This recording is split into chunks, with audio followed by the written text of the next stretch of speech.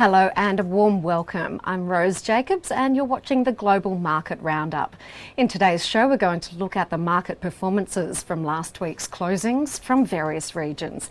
Kicking off with the US. US stocks closed last week in a sea of red on Friday after technology shares led broad losses across segments and tax hike fears dragged the benchmark indices down. The S&P 500 fell 0.91% while the Dow Jones fell 0.48%. The Nasdaq Composite Index declined 0.91% and the small cap Russell 2000 was up 0.18%. Markets have been volatile last week amid mixed global cues.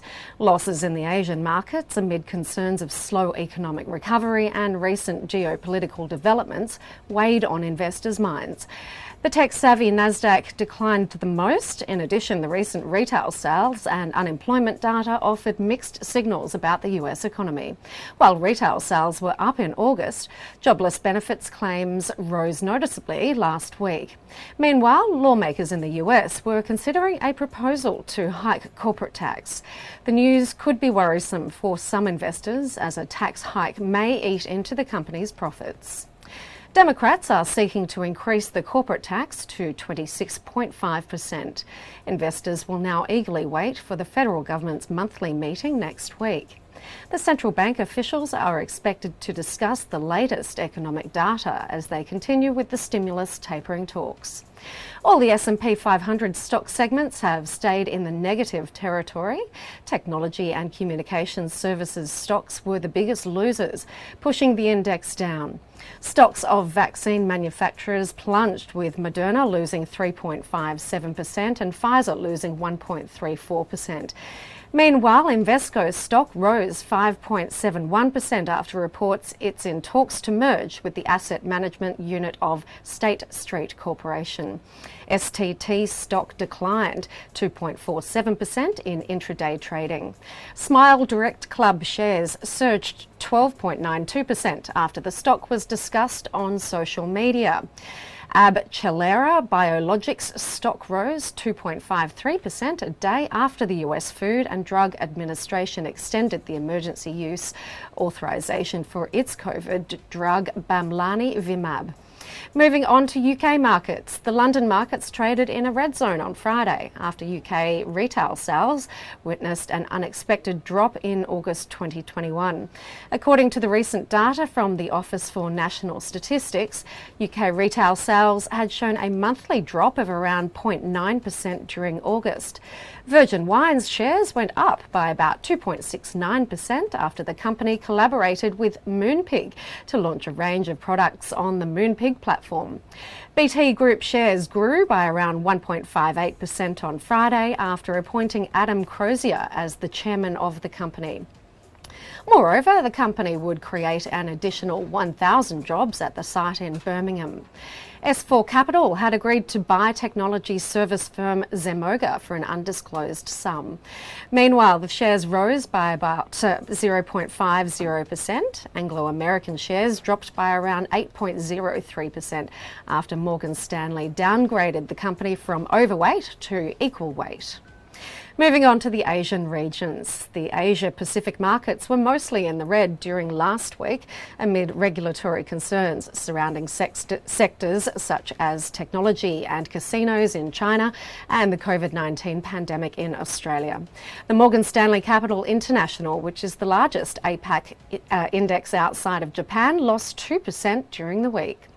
In the region, except for visible gains in Japanese and other shares, most other markets were trading in the red.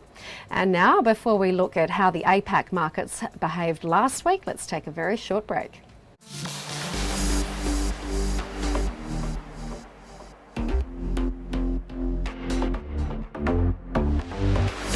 Hi, I'm Sage, and get ready to take the crypto ride with me on 𝐊𝐚𝐥𝐤 TV. Watch the Crypto Buzz every Tuesday and join the excitement at 𝐊𝐚𝐥𝐤 TV. From Bitcoins to NFTs to Dogecoin and DeFi, we have updates about everything around these digital currencies. Understand the investing rationale and the risks involved in the space with me, Sage, on Crypto Buzz. Keep watching 𝐊𝐚𝐥𝐤 TV.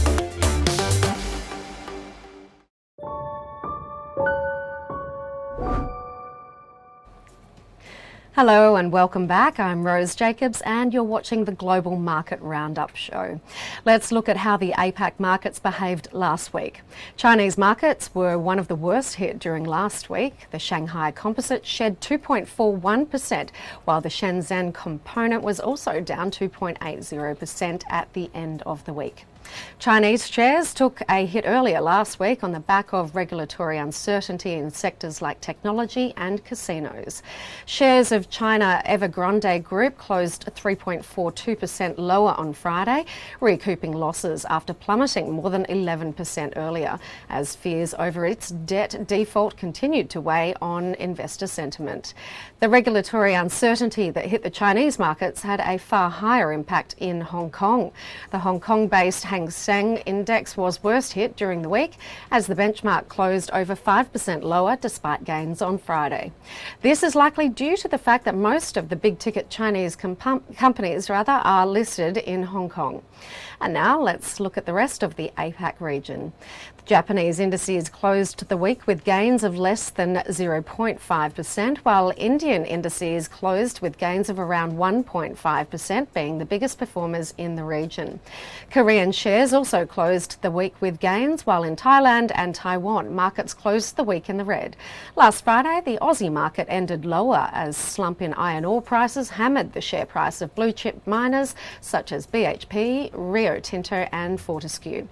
The ASX 200 fell 0.76%, led by a sharp sell-off in material and energy stocks.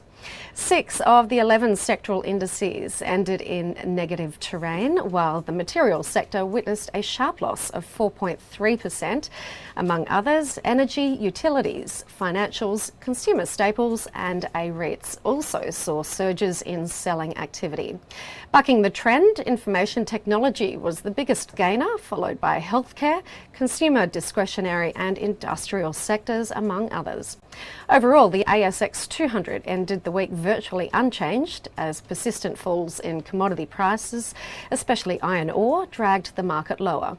On the sectoral front, 7 of 11 sectors closed higher last week, while the energy sector was the top performer, gaining 3.4% over the past 5 sessions. REITs and information technology sectors also notched strong gains.